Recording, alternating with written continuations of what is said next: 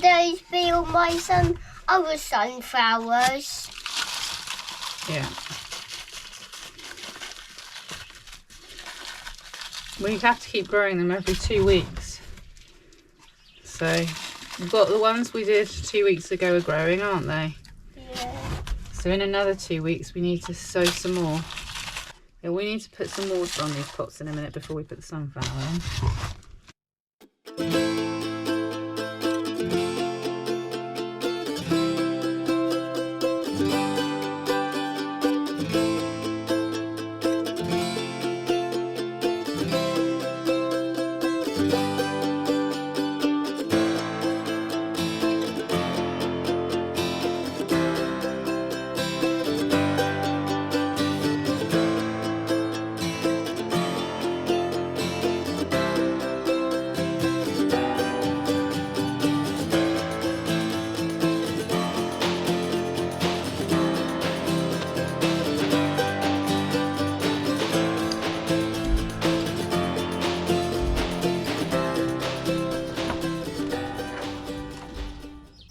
Having been spoilt with glorious dry weather and wonderful sunshine, I have been in an extremely positive frame of mind, despite my usual gardening challenges.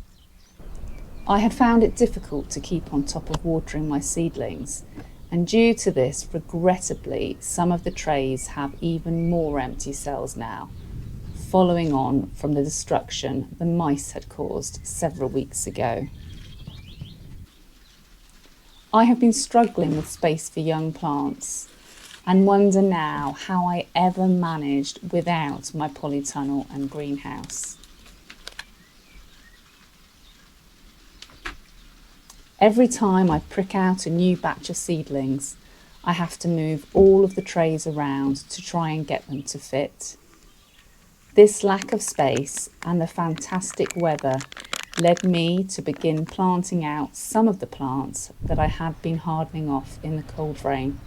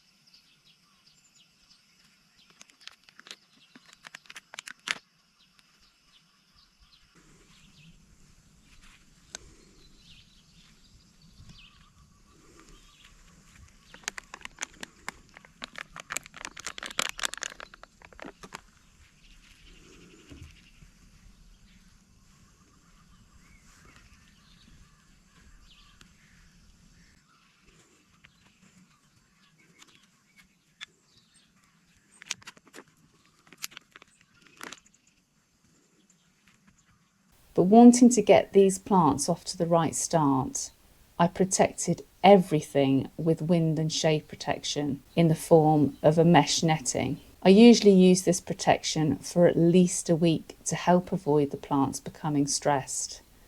Despite my best efforts to protect these young plants, I just hadn't done it securely enough to protect plants from last night's storm. In 24 hours, the conditions had completely changed. Those high temperatures and lack of rain that had been leading to very dry soil conditions during the last few weeks are now a thing of the past. Those April showers are here, or in yesterday's case, 16 hours of heavy rain, thunder, lightning and wind. It is fair to say this change in the weather has prompted a change in my mood. I changed my clothes 3 times yesterday due to insufficient waterproofs. I feel cold, and dare I say it, I feel a little bit sorry for myself. Some of the plants still look surprisingly okay, but I fear I have lost the odd cornflower and larkspur from the edge of the beds. Luckily, I do have a few spares.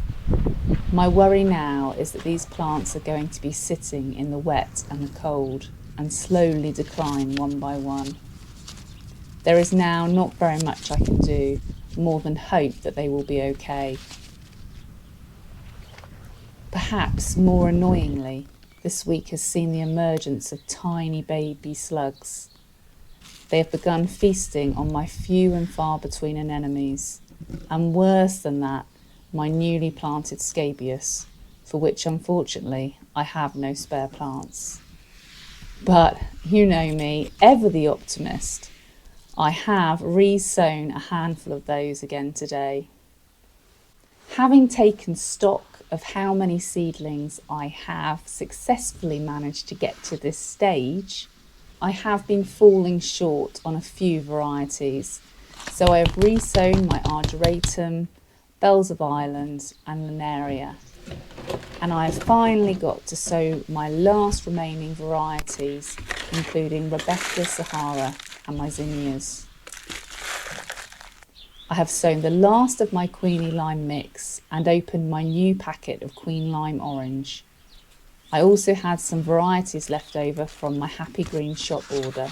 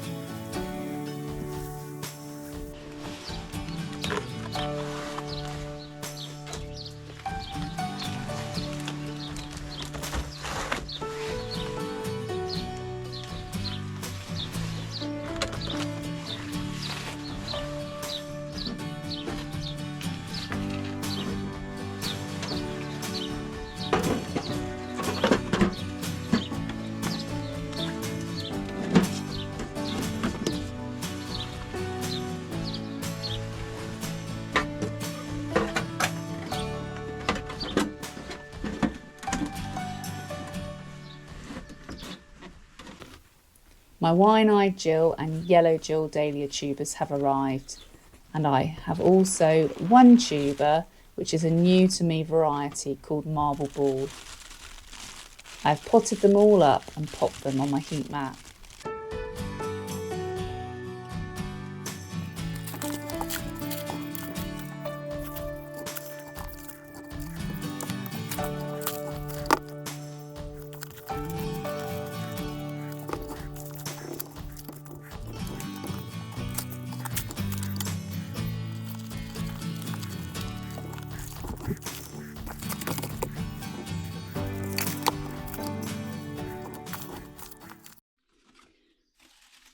So my yellow Jill have lots of broken off pieces.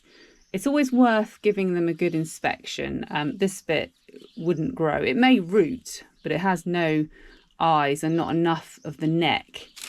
Whereas this piece that's broken off actually has two eyes on it already, because it's got enough of the neck. You can almost see this line here is, if it had broken off above that line, you would have lost all of these eyes, but there are actually two eyes on this tuber, one here and one here. So this will grow, but of course I don't want to pop it in a huge pot because this is only tiny. So we'll just go ahead and pop this tuber up in a much smaller pot, because of course if you put in a too big a pot with too much compost, there is the chance that you could rot it with overwatering it. So but anyway, that is definitely viable. And then the one I'd ordered that I couldn't remember what it was is Dahlia Marble Balls. And these are from J. Parker's. These aren't from Halls of Heaven. And this one's got some broken off pieces as well.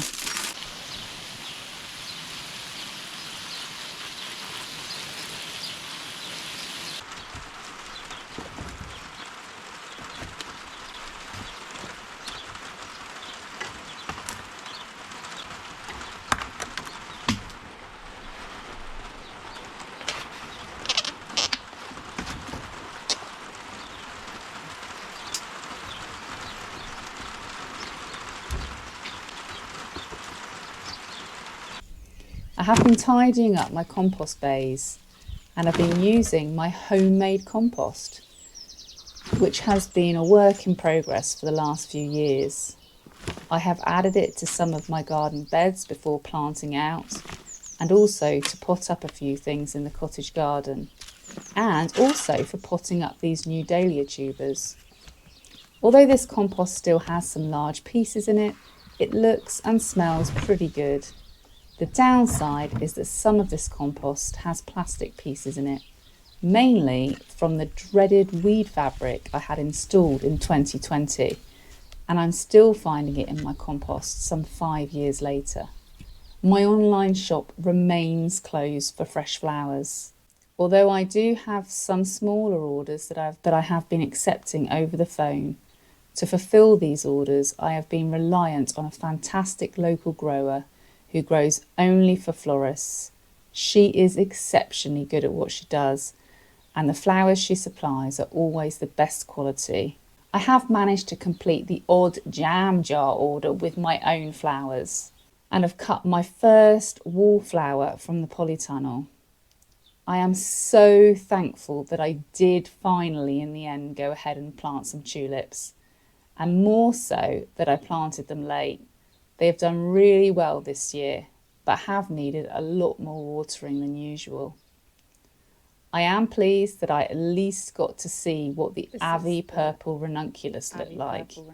It would have been a fantastic dried flower, and next year I am determined to win the war with the voles. And yes, the vole has been taking them out. The next few weeks will likely see me battling with weeds and slugs, the weather, and I did actually see a few green fly in the polytunnel this morning, but no doubt there will be something for me to be battling with. That is what comes with the territory when it comes to gardening and growing cut flowers. So as I try to keep on top of things, I just need to remember, why on earth am I doing this? In a blink of an eye, the flowers will be here, and it will have all been worth it. To immerse myself in their beauty, to spend time smelling the roses, to see the bees working those flowers one by one, and to enjoy the dawn chorus, and to have my daily walk and cuppa while admiring what is budding up, and to notice all of those subtle seasonal changes. To be part of something wonderful. And if you would like to be part of something wonderful and come along with me and follow my journey, please do not forget to subscribe to my channel. And of course, if you like this video, please give it a thumbs up. And if you'd like to contribute towards the making of any of these videos, then you can buy me a coffee, and the link for coffee buying is in the description to the video. Thanks again for watching. I'll see you next time.